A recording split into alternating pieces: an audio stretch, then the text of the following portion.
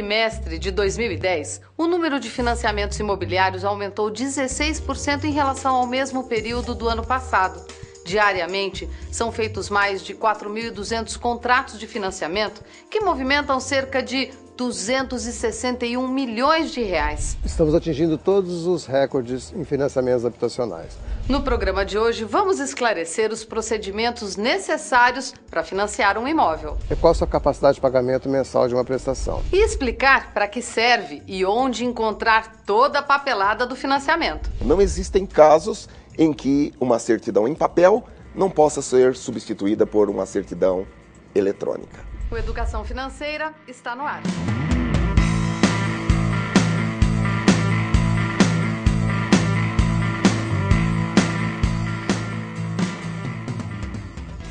Levantar um financiamento imobiliário é um processo demorado porque envolve várias pessoas e etapas. Pode ter variações de banco para banco, mas de maneira geral, cumpre os mesmos requisitos. Para fazer um financiamento desse tipo, é primordial levantar todas as informações para tomar as decisões certas e também ter muita organização. Você sabe como se faz um financiamento imobiliário? Olha, na verdade eu tenho a informação básica, né? Alguma coisa relacionada com banco, mas exatamente como funciona eu não sei. Eles vão analisar via Serasa, enfim, meu cadastro. Apresentar uma série de documentos que comprovam renda. E verificar se o crédito está disponível no mercado. Se tiver problema bancário, você consegue fácil. Como o mercado está crescendo ultimamente e está tendo esse boom, eu penso que está sendo muito fácil. O primeiro passo para pedir um financiamento imobiliário é pesquisar as taxas cobradas em diferentes bancos, o que pode ser feito nos sites oficiais dessas instituições, e definir em qual deles vai preencher uma proposta. Além do formulário de financiamento, você terá que apresentar documentos que comprovem informações que constam na proposta, como declaração de imposto de renda, holerite, extrato bancário, comprovante de residência. Então, o que é fazer análise da capacidade de pagamento? É ver o que tem de sobra do salário que pode ser destinado para o pagamento da prestação. Primeiro é uma análise mais rápida dos órgãos de proteção ao crédito, né? Serasa, SPC, Cadim. Se não tiver nenhum registro impeditivo nesses órgãos de proteção, aí ele faz uma análise de risco de crédito, onde ele avalia a renda de todas as pessoas que estão entrando no financiamento e vê que valor que pode ser desse conjunto de renda ser destinado para prestação. De modo geral, os bancos dividem o empréstimo em até 360 meses. E o valor mensal pago de financiamento não pode ultrapassar 30% da renda do proponente. Ou seja, se a pessoa tem uma renda de R$3.000 por mês, sua prestação mensal não poderá ser superior a R$900. Muitas vezes a pessoa tem a impressão de que ela tem acesso a um financiamento de um valor muito baixo. Então ela procura um imóvel até mais modesto. E pode acontecer o contrário também.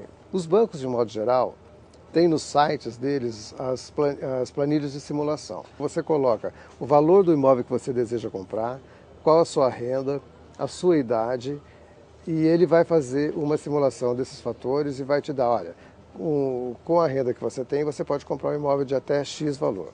Isso aí já é um parâmetro que te facilita a sair no mercado buscando um imóvel dentro dessas condições. Enquanto você procura o imóvel, é bom ter em mãos a lista de documentos que o banco solicita na entrada do pedido do financiamento. Aproveite esse período para deixar toda a papelada em ordem. Existe um mito no mercado, as pessoas que nunca buscaram financiamento imobiliário, de que essa operação é extremamente burocrática, que os bancos exigem centenas de documentos e, na verdade, não é bem assim. Os bancos hoje trabalham com documentação mínima. Os documentos pessoais dos compradores, o CPF e o RG, é a comprovação do estado civil, a comprovação de renda, o comprovante de residência. Para agilizar a vida de quem compra ou vende um imóvel, está disponível pela internet a versão digital da certidão de registro do imóvel, que é o histórico da propriedade necessário durante o processo de compra e venda. Basta acessar o site da Arisp, Associação dos Registradores Imobiliários de São Paulo, e baixar o documento no computador. O preço é o mesmo das certidões tiradas pessoalmente em cartório. Não existem casos em que uma certidão em papel não possa ser substituída por uma certidão eletrônica. Quem planeja usar o Fundo de Garantia por tempo de serviço no financiamento para pagar parte do valor do imóvel deve fornecer ao banco outros documentos, entre eles o extrato da conta vinculada ao FGTS. Como esses documentos variam de acordo com alguns fatores, consulte seu banco. E é sempre bom saber, tudo isso é apenas uma parte da história, porque em todo pedido de financiamento entram também os documentos do vendedor e do imóvel. Do vendedor do imóvel, a documentação é um pouco menor. São os documentos pessoais, o RG e o CPF, e a declaração, a comprovação de estado civil. São essas duas coisas. E para o imóvel, nós exigimos a cópia da matrícula do imóvel, que é expedida pelo cartório de registro de imóveis, e uma cópia do carnê do IPTU.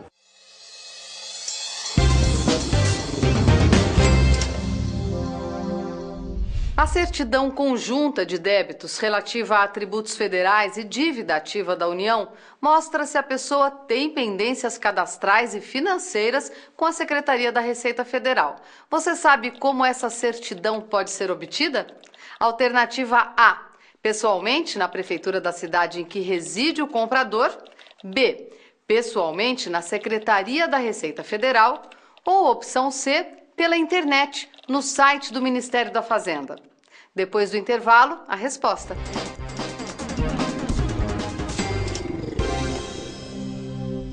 Hoje estamos falando sobre financiamento imobiliário. A certidão conjunta de débitos relativa a atributos federais e dívida ativa da União mostra se a pessoa tem pendências cadastrais e financeiras com a Secretaria da Receita Federal. Você sabe como essa certidão pode ser obtida?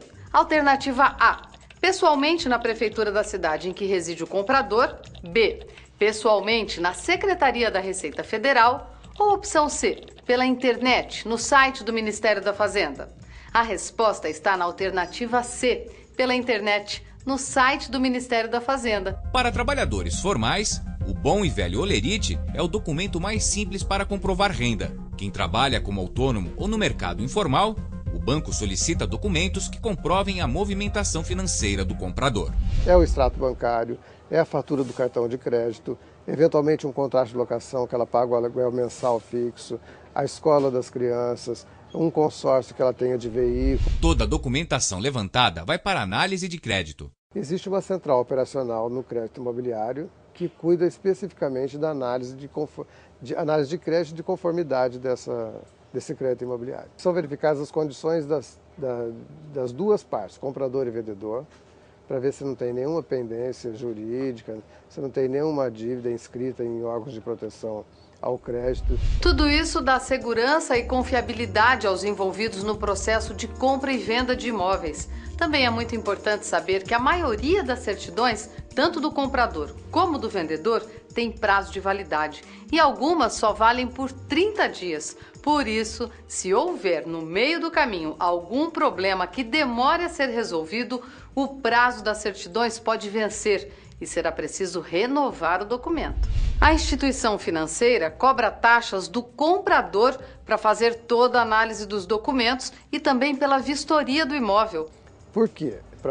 Para poder pagar o engenheiro que faz a avaliação, todas as pesquisas que o banco faz de certidões negativas e as despesas operacionais que tem para manutenção, para criação e manutenção desse contrato. Verificar se esse imóvel vai servir de garantia para uma dívida que um cliente está contraindo por um prazo de 20, 30 anos, né?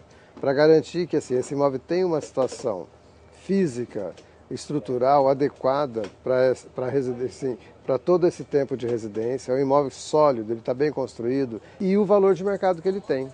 Porque você, quando vai comprar com financiamento, você não pode pagar mais caro do que o imóvel vale no mercado. Com o pedido aprovado, é hora de começar a pensar na casa nova e de resolver os últimos detalhes do financiamento. Veja só como funciona essa etapa final. A assinatura de contrato de financiamento nos bancos é mais simples do que se você estivesse comprando o imóvel à vista com um vendedor de um imóvel.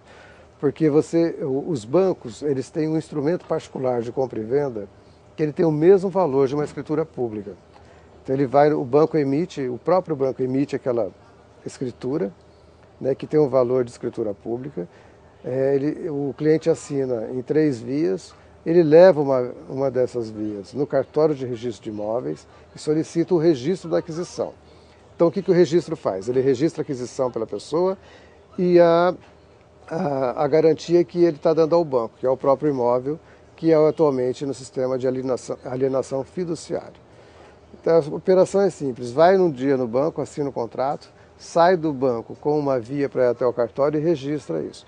Quando o cartório entrega a via registrada, ele volta no banco, ele vai comprovar para o banco que ele registrou o contrato dele, daí o banco libera o valor da compra e venda para o vendedor do imóvel. No programa de hoje você ficou sabendo como fazer um financiamento imobiliário. Agora, já por dentro dos procedimentos e da documentação necessária, o próximo passo é entender os tipos de financiamento que o mercado oferece. Assista no próximo Educação Financeira, que está também na internet. Um forte abraço e até lá!